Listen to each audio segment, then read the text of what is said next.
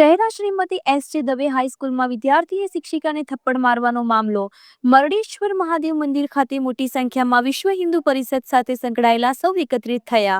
વિશ્વ હિન્દુ પરિષદ દ્વારા મામલતદાર ધર્મેન્દ્ર પટેલને આવેદનપત્ર આપવામાં આવ્યું.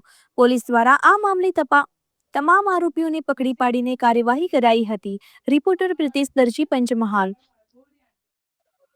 શહેરા નગરમાં જે સ્કૂલની અંદર શિક્ષિકા બેન સાથે જે આ દુર્વ્યવહાર થયો છે અને શિક્ષિકા બેનને જે આ વિધર્મી છોકરા દ્વારા જે આ મારવામાં આવ્યો છે એનો વિશ્વ હિન્દુ પરિષદ સખત વિરોધ કરે છે અને જે શું અપેક્ષા રાખે છે.